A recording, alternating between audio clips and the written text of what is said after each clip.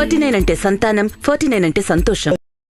Pan India star Prabhas రాముడిగా, బాలీవుడ్ నటి కృతి సెనన్ సీతగా నటించిన మైథలాజికల్ ఫిల్మ్ ఆదిపురుష్ జూన్ 16న థియేటర్లోకి వచ్చిన ఈ movie first day mixed talk ను సొంతం చేసుకుంది. రామాయణం ఇతిహాసం ఆధారంగా తెరకెక్కించిన చిత్రం కావడంతో ఫస్ట్ రోజే కలెక్షన్ల వర్షం కురిపించింది. అయితే ఈ చిత్రంలోని కొన్ని పాత్రలు, డైలాగ్స్ పై కొన్ని విమర్శలు వచ్చినా కమర్షియల్ హిట్ గా నిలిచింది. తాజాగా జూనియర్ ఎన్టీఆర్ కు సంబంధించిన ఒక వీడియో ఇప్పుడు సోషల్ మీడియాలో వైరల్ గా మారింది. అసలు ఆదిపురుష్ కి ఎన్టీఆర్ కి ఏంటి సంబంధం, ఆ వీడియోలో ఏం చెప్పాడు అనే వివరాలు ఓసారి చూద్దాం. గత కొద్ది రోజులుగా జూనియర్ ఎన్టీఆర్ కు సంబంధించిన ఒక వీడియో సోషల్ మీడియాలో చక్కర్లు కొడుతుంది.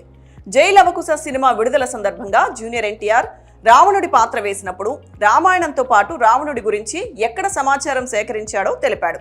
పౌరాణికానికి సంబంధించిన సినిమాలు చేస్తున్నప్పుడు అందులోని పాత్రల సమాచారం కోసం వెతుక్కోవాల్సిన అవసరం లేదు, కానీ అందులోని విషయాన్ని పాడు చేయకుంటే చాలని ఎన్టీఆర్ ఇలా తెలిపాడు. జై లవకుశ సినిమా ప్రారంభానికి ముందే రావణుడి గురించి తెలుసుకునేందుకు ఆనంద్ నీలకంఠ రాసిన అసుర అనే పుస్తకాన్ని చదివానని అన్నాడు. రావణుడు 18 లోకాలకు రాజు మాత్రమే కాదు, అసురుల చక్రవర్తి కూడా. అన్ని లోకాలకు అధిపతి అయ్యాడంటే అతడికి ఎంత నేర్పు ఉండాలి, అలాంటి వ్యక్తి కళ్ళు ఎలా ఉండాలి, ఇవన్నీ రావణుడిలో కనిపించాలి. అందుకే రాముడు కూడా యుద్ధం సమయంలో రావణాసురుణ్ణి చూడగానే ఇంత గొప్ప వ్యక్తివా నువ్వు అని పద్యాన్ని చెప్పాడు. అలా రావణుడు ఎక్కడైనా నిలబడితే శత్రువు సైతం అతన్ని పొగిడేలా ఉండాలి.